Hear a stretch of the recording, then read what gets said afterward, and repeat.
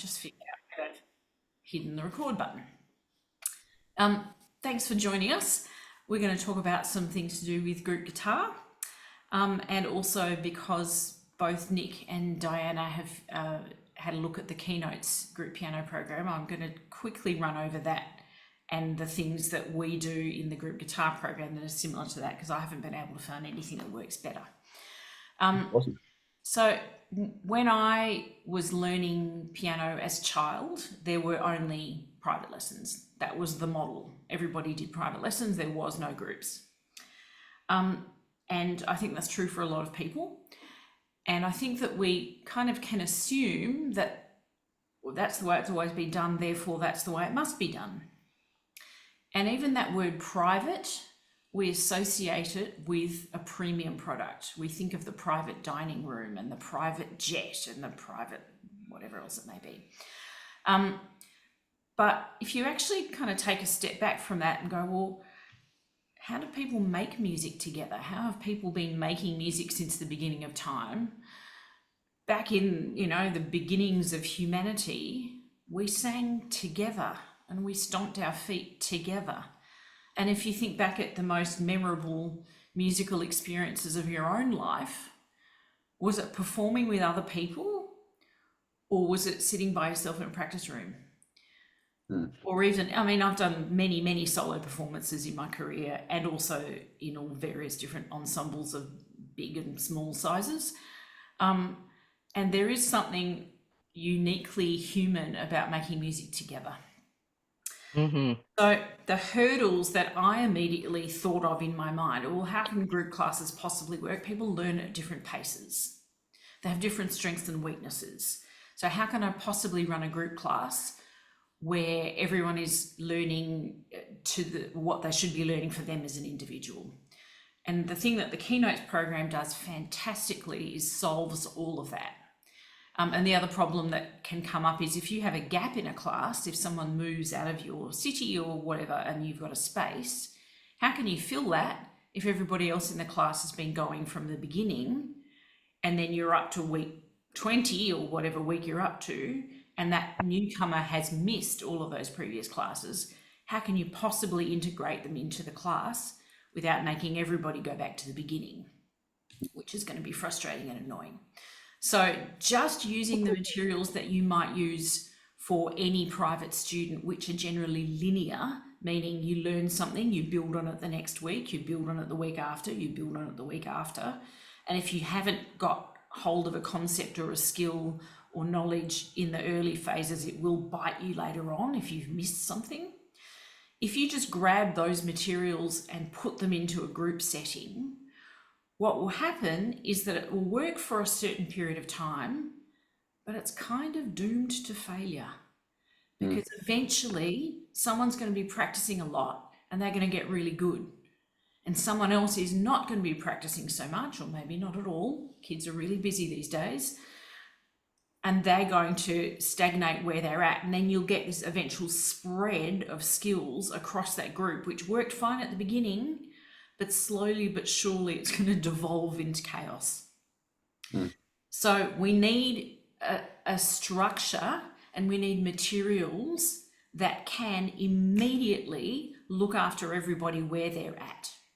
So the way Keynotes does that and the way that the group guitar program does that is two main features.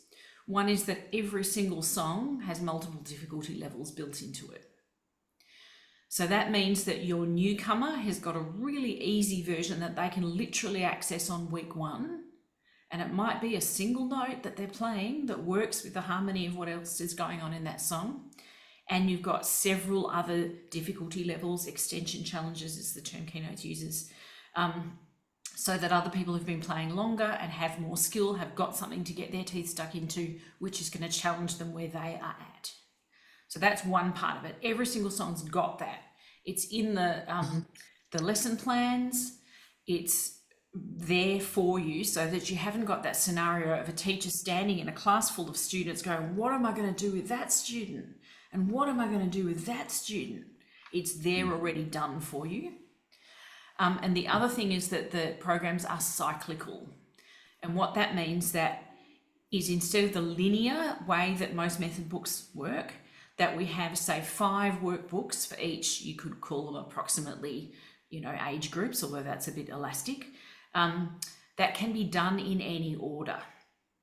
And what that means is that if, say, you've got a 4-year-old joining your class and they're still developing their dexterity, they're still getting comfortable with the letters of the alphabet, they're going to take some time to master those things, that student may do all 5 books at that level before they've mastered the hardest version of everything. But the 6-year-old that starts in the same class as them, who's doing a heap of practice, and maybe they've got really good support at home from their parents or whatever the reasons are, they're getting it. That child is picking things up really quickly. They might only need 1 or 2 books at that level. And once they've mastered the hardest versions of those books, they can go straight up. And they're not going to miss anything because the books are cyclical. So you get several bites at dynamics, at learning rhythms, at pitch, at all of those musical elements. You get several goes at mastering them. So you literally can do the books in any order, and you can go up from one level to another at whatever point in time it suits that individual student.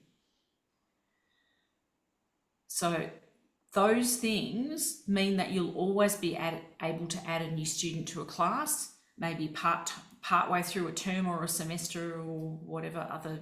What terminology, Diana, do you use for how the year's divided up? Terms, semester, something else?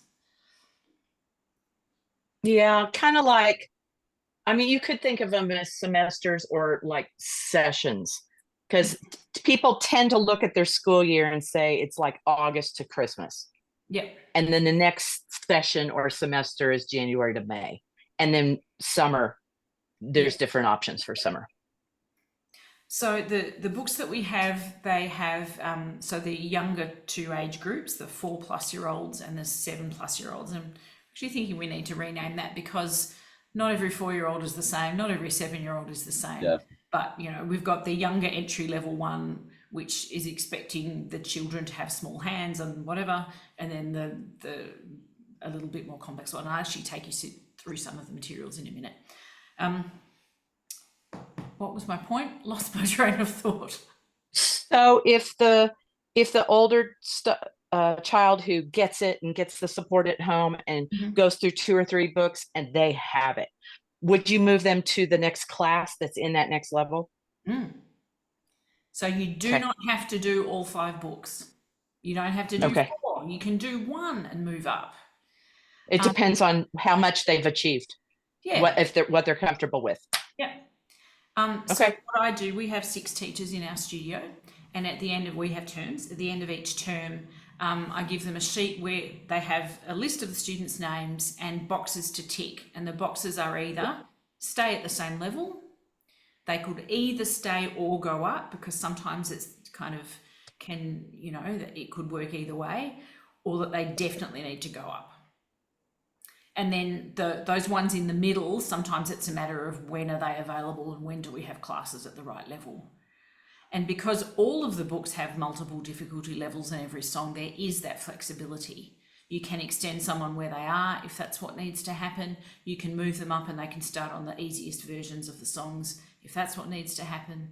So you've got that flexibility, and that can be one of the tricky things. I'm feeling like I need to close my blind because that light is bothering me and possibly bothering you. There we go. That's better. Any questions? No, you explained it really well. Oh, yeah, absolutely. You explained that really well. Yeah, thank you. I've been doing the group thing a long time, and I've thought about it a lot. And I've trained my own teachers in teaching the group program, and it is a very different mindset. And I found that there's sort of 3 skill buckets, if you want to look at it like that. One is you've got to be able to play the instrument in order to be able to teach it. One is that you need to be able to explain yourself without showering a student in musical terminology that they don't yet know.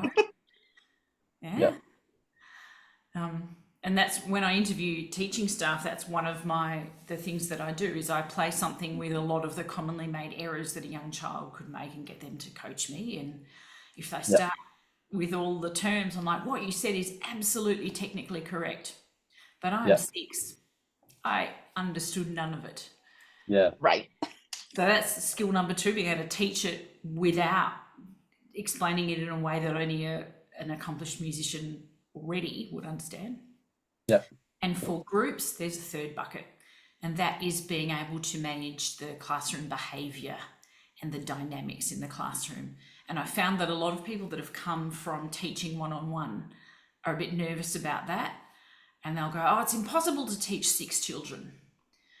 But I had a teacher who had previously been a kindergarten teacher, qualified kindergarten teacher, who played piano. And she thought 6 was a walk in the park. She was used to 25. Yeah. So for her, it's just like, only 6? Are you serious? Is that all I have to do? So it is a mindset shift. And also well, this child didn't get the hardest version of the song. I'm like, that's fine. They can have another go in the next book. And and they get to celebrate what they could do. Yeah. And all of these benefits of playing together in an ensemble that you never get in a private lesson, which is, so every music lesson everywhere in the world on any day of the year, this is what happens. Student comes in, hi, how you going? Let's hear how you're going with the thing you've been working on. They play, they get to a tricky bit, they make an error. Then a couple of scenarios can play out at that point. One is they go back to the start and play again and get to the same spot and make the same error. One is that they can just rewind the difficult bit and have 2 or 3 goes at it and eventually get it correct and continue. All of those scenarios. In all of those cases, what happens is that underlying pulse of the music disappears. Yeah. And as much as you can explain to a student, imagine if you were playing with other people. Imagine if the tricky bit on your instrument is not at the same time as the tricky bit on somebody else's instrument. What would happen? And they can understand that that's chaos. Yeah. So you go, all right, let's play it again. And even if you make a mistake, don't stop. Keep going. And they go, okay. And off they go and do exactly the same thing. And if you've been a music teacher, you have seen this, I guarantee. Yeah, this is familiar territory. Yeah, 50% of what I say is keep going. Yeah, they get it here, but they don't get the sense that that musical pulse has to be the bedrock. And that if you fluff a note here or there, and we're all human, and even the most proficient professional musicians at the highest level of their instrument do that because we're all human, but they keep going. And it's one wrong note rather than the entire wheels falling off of what's being performed. Truth. They get it, but they don't do it. And yes, you can play along with them as a teacher, and it's very hard not to accommodate them their incorrect time. And yes, you can use a metronome, and for some people that's a form of torture. There is a place for metronome, of course, but there are people that just would rather be stabbed in the eye with a fork than have to play with a metronome. Do we want them to love music or hate music? But in a group class, they're playing together from week 1. Their very first lesson, they're going to play together as a group. And there's a completely different dynamic that goes on. You're like, all right, we're going to play this together. And you can see the penny drop that one child made a mistake and they either stopped playing entirely or they kind of tried to catch up or whatever, and they see, oh, this isn't working. You can see that realization happen on the face of a 4-year-old. So they are learning to play in time with the musicians and listen to other musicians literally from the first week. Now, when I learned as a child, there was a bit of a, well, you can't really play with other musicians until you're good enough, whatever that means. Yeah? But what does that mean? Why can't we be playing together while we're still learning? Yeah. And it actually helps, because then you hear what the rest of it sounds like and how your part fits with the other part. It's actually awesome. Yeah. And another thing that we don't overtly explain to them is the idea of arrangements. So certainly in the classical world, what's on the page is correct and any other version is wrong. Yeah. Mm-hmm. But all of these materials have 4 difficulty levels built into them. And some of them, then, you know, the teacher could play something different along with it or whatever. And so they see that they're playing one version and their friend is playing a different version and the teacher's playing potentially 2 versions at the same time, whatever. And all of those are valid.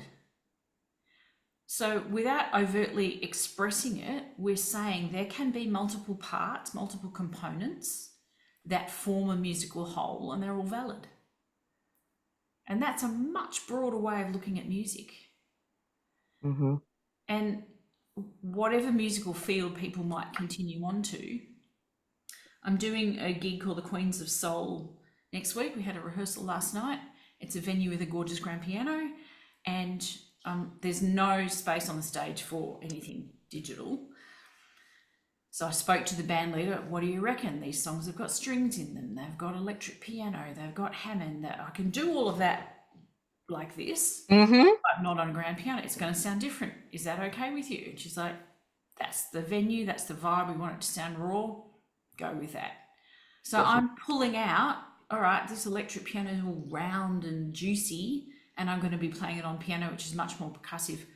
I'm going to change the inversion of this chord much lower and spread them out so that it feels more similar to what the vibe is, but I'm playing completely different notes.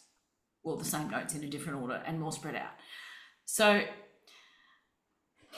that way of thinking about music is, how do I want it to feel? So this is possibly getting a little bit off topic for what we're talking about, but there you go. That's my thing about what the advantages of group classes are. How about I share my screen? Unless anyone's got any questions, go ahead, Diana. One question. You know how when you're teaching group piano, you have the option to sometimes have them plug in headphones and work on their part, and then it allows me to go just watch over the others to make sure nobody's completely out confused. How are you going to do that on guitar? So if they are playing electric guitar, they can have headphones. If they're playing acoustic guitar, those instruments are not so loud. And also bear in mind that they are playing the same song. So, you know, it's not as completely clean cut as pop your headphones on and go and visit them one at a time, but you can still see visually what they're playing. We've found that it can be done, but I get that it's not exactly the same as with the group piano thing. No, but there's some allowances. There's some different things. Okay. Yeah. How about I share my, any other questions before I share my screen? No, I'm pretty good, thanks. Yeah. Okay.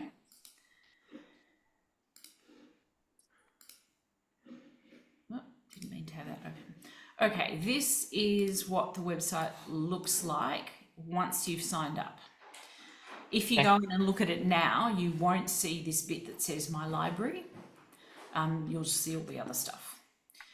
So it's a video workshop I did with somebody. There's a bit of overall info. I don't know if you guys have had a look at this or not. Yes.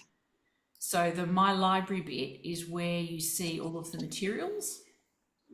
So we've got the 4+-year-olds, the 7 and 9+-year-olds, and some resources, tips, games, and stuff there. So that's kind of where you find everything.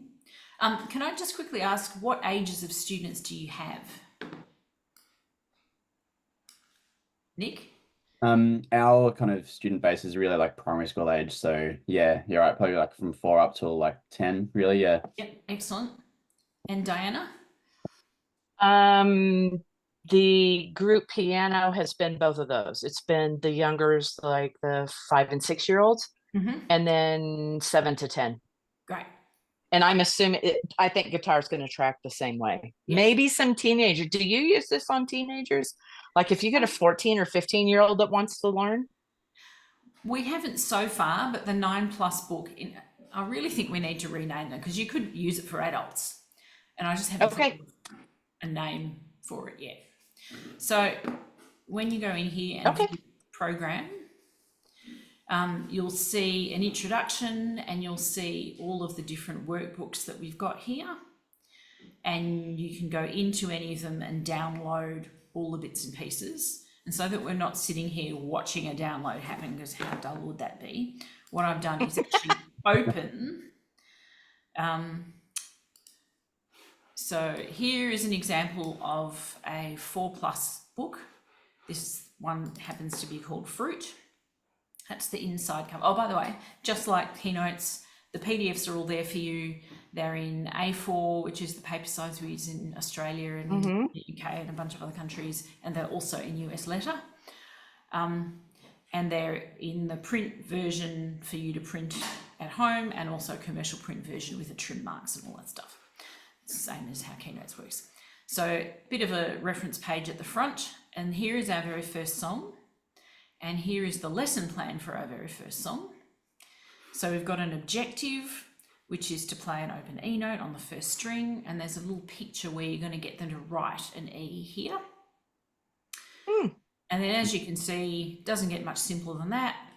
There's a song that has lyrics, which is a good way for students to access the rhythm of how it goes when it's their first ever lesson. You're not going to try and explain all of the everything to them on lesson 1. We want them to come out of that lesson going, I played a song. All of the notation, everything's in notation as well as tablature. And they've color coded as well. So if you want an individual student to be looking at the notation, you could be saying that they're going to look at the blue notes and the tablature's red, and that's consistent throughout the entire program. And we also have chord symbols there.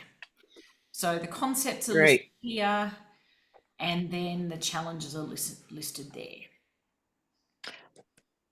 Are there backing tracks? There are not backing tracks at this point in time. I did have a conversation with someone about this recently. The backing, I don't want to... Go ahead, Diana. No, I can. Yeah, I mean, there's a piano in every room, so I'm fine with just comping with them. Yeah. I'm yet to find a program to create backing tracks that doesn't sound clunky and computerized to me. Right. Mm-hmm. And yeah, so okay. I've just had teachers playing along with them at this point, but I know that there are some people that will really like that, and it might be something that we do in the future. Nick, is that something that would be like a deal breaker for you, or do you use the Keynotes ones? Oh, sorry. No, really. Yeah, we use the backing tracks for piano, but yeah, I haven't looked at the Keynotes ones yet. Okay. Week 2, we've got an Apple song. So now we've got 2 notes, an E and an F. Every time a new note appears, I don't know if that's big enough on the screen for you to see. How's that? Yep. Whoa, too big. Every time there's a new note, it's actually written in there. To make it a little bit easier, let's shrink you back down again. And again, they're going to write those in here. And there's the lesson plan for that. And now I've got a 3/4 song. Now we've got 3 notes to think about, still only on the first string. And now we've got 2 parts. So let's say you had a new student joining you, then it might be that they pick a different part. These are actually not too different as far as difficulty goes, but they're starting to hear multiple parts happening. And it might be that the teacher's going to play one and the students are going to play one.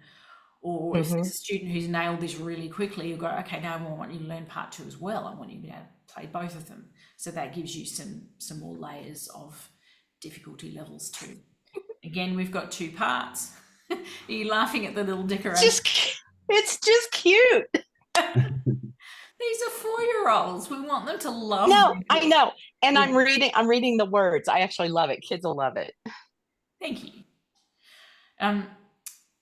Jam. Oh, you don't call it jam in the States, do you? You call it jelly. Huh. Well, jelly and jam are actually 2 different things here. Jelly is clear I mean, it's spreadable, but jam actually still has the fruit pulp, not just the juice. Okay, so this still works for you. 100%. Okay, I just thought about that and panicked. Who knew we'd have a whole discussion on? Well, I want them to be accessible globally, and I They don't are. want people to go, "Oh, this doesn't make any sense in my country." So, yeah. Got a grape song. Oh, so here's an example of, all right, we've got a bunch of notes going on here. And if you had a new student, you're just going to give them part 2, which is basically a baseline, more or less. So they're playing notes that are much longer and they've got fewer notes to think about. So that's going to be their entry level version. And it would say that in the lesson plan for the grape song. Challenge 1, and there's support. Is where kind of, Oh, strum chords, cool. yeah. So all of them have got chord symbols as well as notation and tablature. And, you know, sometimes there are teachers that aren't that confident in reading notation. And so the tablature's there as well. But I love both. yeah, for all people, the teachers and the students, they're still going to be able to see the melodic contour. Even if they're not, even if they're only ever reading the tablature, they're still going to see that in the back of their mind. And it just makes it easier when the right time for that student comes to be learning the notation, that it's not unfamiliar territory. Again, a much simpler baseline with just the couple of notes in it. Let me know if I'm going too fast. I'm just kind of scrolling through these. Oh, so Okay. Last song, Oranges and Lemons, have actually got 3-part harmony, and this is the last song of the book. Cool. So depending on how many weeks are in your term or semester or session or however you work it, you can then add, and it'll say down here somewhere, remaining lessons, create their own song using the theme fruit, and talk about the tempo and dynamics and tips for composition, short repeated phrases using nearby notes, demonstrate some song ideas that work well and some that don't, perform their song. You can do a review for all of the songs, and you can do watching week where students are performing at the end. So if you needed to add 3 weeks, you could do that if you had 11 weeks, or you could do a couple of composition weeks, or and if you've only got a really short term, you just do the 8 songs. Okay. Awesome. So that's Fruit, I love it. a 4+ book. Would you like to see another 4+ book, or would you like to see a 7+ book? I would like to see 7, but I'll do whatever you guys want. Yeah, I'm keen for the 7, yeah. All right, here is an example of a 7. This one's called Mystery. We've swapped sides. Is that confusing? Let's go back. Again, reference page on the inside cover. And now at this level, we have 2 versions of all the chords. A simpler one and a more complex one. We have, again, starting on an open E note string, because this still might be a complete beginner who's never picked up a guitar before. So we still want to start them off nice and easy. But then you've got a more complex part for someone who, you know, maybe this isn't their first book. Maybe it's their 2nd or 3rd book, or wherever they're at. So we start off immediately with 2 parts here. Now we've got some staccato in there, we've got some rests in there. So we've upped the ante about what we're expecting them to be able to understand and what we want them to play. And we've already got 3 notes here. 2 parts. We've got some 8th notes. I don't know if you call them 8ths or quavers. 8s. Nick, do you go with the quavers or the 8th notes? We try and teach both, Yeah. because it's sort of good to know both, yeah. Yeah, I learnt using the quavers and crotchets, etc. But my feeling is that it's another bunch of foreign, weird sounding words, and using the more mathematical ones helps them understand what they It makes so much actually sense. doing. Yeah, and even when you say, well, if this was a fraction in maths, not that you would see it very often, but that's 4 quarters. And for us as musicians, that's 4 quarter notes in every bar. So Easy. much easier than it means 4 crotchets. But a crotchet's worth 1. So how does the 4 tell me that it's a crotchet? Because Yeah. it's just too many mental steps to get a child across, or an adult for that matter. Anyway, Yeah. Who Stole the Cookie? One of my favourite illustrations there. Second string song, Where is the Treasure? Part 2, so that's jumping around lots of different notes, a whole lot more. There's a little review in there. What's Behind the Tree? Tell me if I'm scrolling too fast. I'm just kind of showing you through. And here's our 3-part song at the end. So the format Love is it. the same, 8 songs, 3-part harmony at the end. And all the lesson plans and stuff are here. Yeah. Awesome. Questions? Yeah. Thoughts? A lot of guitar students would want to learn like because all these songs are great. Have you had a student that's gone like, oh, I really want to learn like a Taylor Swift song, or I really want to learn like a whatever they want to do, and they're really kind of adamant on that? What are some things you would do to kind of like combat that, I guess? So firstly, you can supplement whatever you want to supplement. This Yeah. is not a McDonald's franchise where you must do exactly what's written. I think of this as a menu. You pick and choose the bits that you like, and you're absolutely welcome to add other things to it. Having said that, in the 9+ book, part of the, if I were to include, well-known pop songs in these materials, what that means for me is that I have to get copyright in every single jurisdiction around the world. True. Blah. To do that. And I've come to the conclusion that my mental health is more important than tackling that process. Fair enough. Amen. Oh, that's another thing I was going to add. Practice videos. We've got QR codes in the books, which I should put the newer versions of these in here so that they have them, which is a guitar teacher who co-wrote this with me, demonstrating the songs. And they're also teacher training. Cool. So this is a major blues. See this? Try to play this chord progression along to these songs. And there's a little... Yep. So to me, I didn't write a 12-bar blues, neither did Elvis Presley or whoever they, Right. So, and we're just about finished writing another book at this level as well. And this is what we've done. We've gone, here's a really commonly used chord progression. Here's a completely original song that we own the copyright to because we wrote it. And here's a little bubble up the top that says, try playing these chords to these songs. I love it. Might be a Taylor Swift song. So I'm hoping that will cover off your question, Nick. Yeah, and absolutely. it will naturally lead into, here's the Can't Speak Taylor Swift song. Yeah. So I'm hoping that absolutely. in a way that is workable for everybody and doesn't mean that I need to employ a full-time copyright lawyer. And, right. Sorry? No, I agree. Yeah. Taking that on would be such a huge task, and I would have to cover the cost of that somehow, and that would mean the whole program would be more expensive, and I don't want to do that.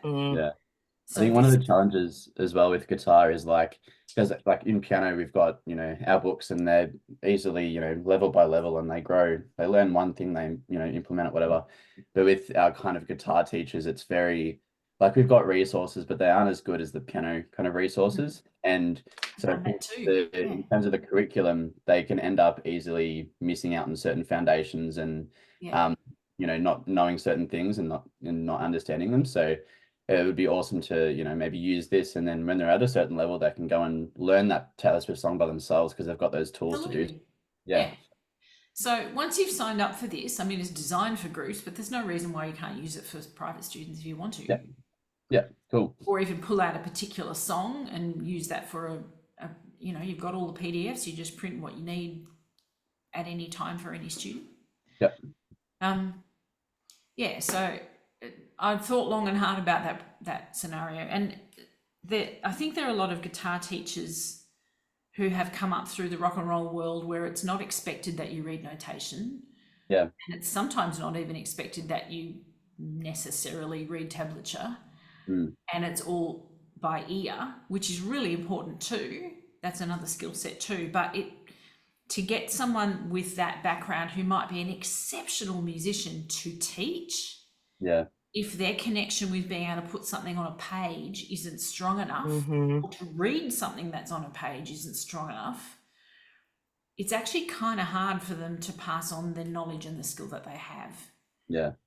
So I actually interviewed a guitar teacher who was an awesome player, and he'd come from New Zealand, and he taught a lot. And he was like, oh yeah, they never gave us any materials. I had to completely come up with a curriculum myself, and we never got paid for that. And blah, blah, blah.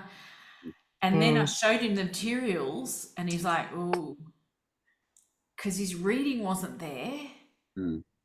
Like, yes, we've prepared it all, but his reading wasn't sufficient for him to be able to use those materials.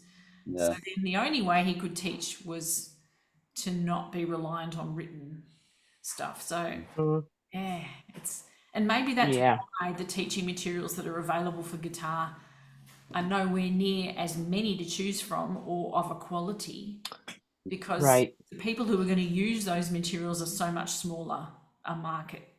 Mm. Mm-hmm. Many more of the piano teachers I seem to find have come up through the classical world where it's all about reading. Yeah. And then I have to go, we're teaching sound before sight. Mm. Yes. But how can they play if they don't know how to read? And I'm like, yeah, if I turn the power off on this digital piano, could you still play what's on the page? Yeah, absolutely. I could play all those notes. Uh-huh. Are you making music? Oh. Mm. Yeah. we learn to speak before we learn to read and write. Mm. Truth.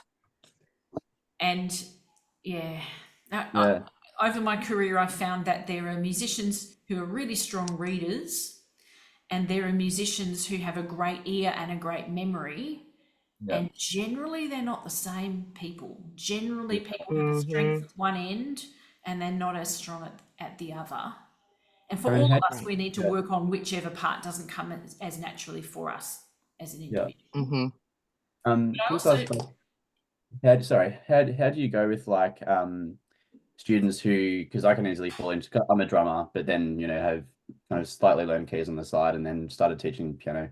How do you go with students that are really fall into I wouldn't call it a trap, but can easily be really looking down here and not kind of reading up?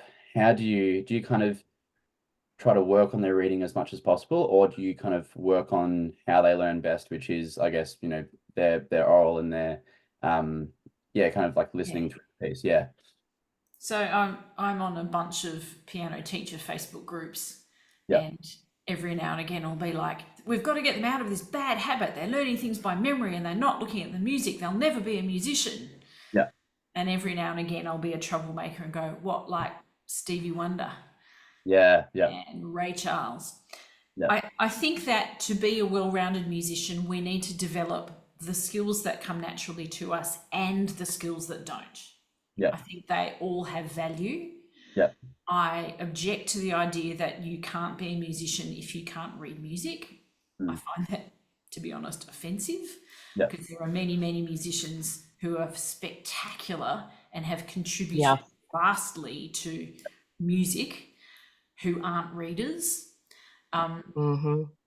But I also feel that those musicians, and there's a lot of singers like this, that they'll sing great and they'll go, oh, but I can't read music, and it doesn't do great things for their self-esteem. So maybe that student is never going to be the greatest reader in the world, but I really want them to understand how reading works. Yeah. Mm-hmm. I really want them to have the tools to be able to decode it, even if they can only do it slowly. Yeah.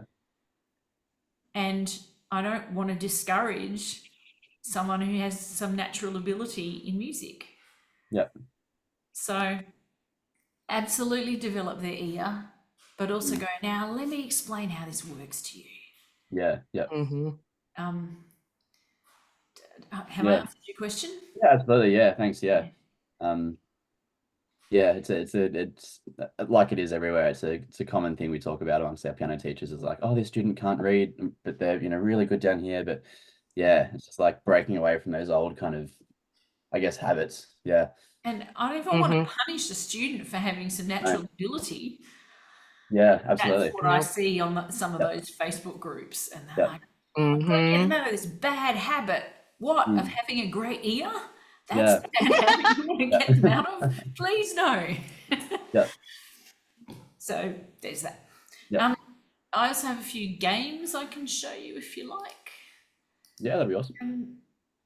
Let me share. Where are we?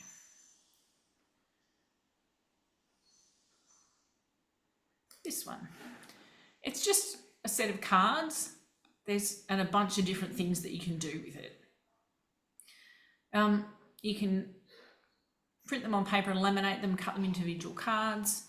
You can print them on card, which I often do, and cut individual cards, which is just a bit quicker and a bit less plasticky than the world. You can print them on stickers and just grab a normal pack of playing cards.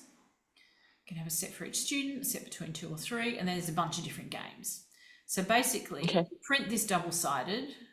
So that's going to be one side, and that's going to be the other side. And then you've got the letter names, and then the back of these is a different colour, and that's just for the mental health of the teacher, trying to collect them all up at the end of the lesson into their separate files. And you're literally going to match the notes. So you can play it as a memory game. You can play it as match all the cards for student or team. Play. I don't know that Americans use this term snap as a card game. Is that familiar to you, Diana? That's what I mean when I say snap. Yeah. So each student has a deck of cards, and you put one open, and then the other person puts one open, and when you see a match, you go snap, and the first person that does that gets the. Yep. Is there another name for that? I'm trying to think of what it's called. We play I've it. asked this question before, and no one's been able to answer it for me, which is why this still says snap. Right, and that's totally fine. That works. Yeah. Okay, and I explain how you do it there. So there's that. So that's one. Then we've got this really generic thing that you probably would laminate if you're going to use it a million times, and you could get your little coloured plastic circles or your pom-poms or whatever you might be using for any number of games of show me where the chord is, show me where the note is, show me whatever. And so there's just a few different things like that you know, use. Any other questions? I don't think so. Yeah, thank you. Just how long do you guys run your kind of classes for? We do 30 minutes. Yep. You could do 45 if you wanted to. Yep. The reason I've stuck with 30 minutes is that all of my classes, apart from my adult beginner classes, are 30 minutes. And I just figure if I ever have a teacher away and I have to swap people around, because quite a few of my teachers teach multiple instruments. So if they're out, that's a whole lot of shuffling of who teaches which instrument that's going to cover which class. Yep. And if I have to move a whole class at some point to some other spot, I just think if they're all the same length of time, that makes it simpler. But, you know, if your studio is set up in such a way that you could do 45 and you wanted to, that's fine. I think 45 minutes for a 4-year-old is a long time for them to concentrate. I know there are studios that do 30 minutes for the younger groups and 45 for everybody else. And if you can make that work logistically, by all means. Okay. Cool. Other things that are on the website, there's some general how to set up the space and what equipment you might need, info packs. There's some imagery that you can use in social media to promote your classes. What else is there? A few other how-tos and things like that. Awesome. It's not as comprehensive as Keynotes.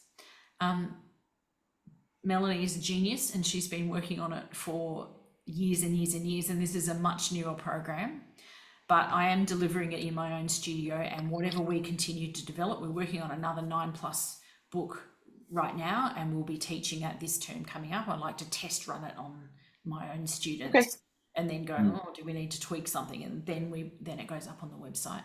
So we are always adding. Yep. Awesome. I don't think all of the teacher training videos are quite up yet.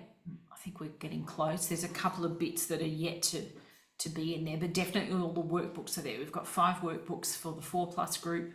We've got 5 workbooks for the 7+ group.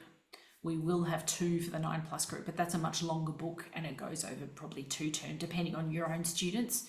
The speed at which you would go through them is up to you. Okay. Cool. So it's definitely enough to get you started. All right. Awesome. Beautiful. Thank you very much, Sharon. Appreciate it. Thank you. So does it sound like something you'd like to do? Yes. Yeah, for sure. I can give you a 1-month free trial code if you like. Yeah, that'd be awesome.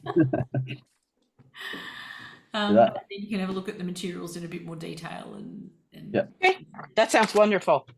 Awesome. Lovely to meet you both. Nice to meet you too. Or whatever, if you have any other questions that you haven't thought of right now. Yeah, awesome. Okay. Thanks, Sharon. Appreciate it. Bye. Bye. Bye.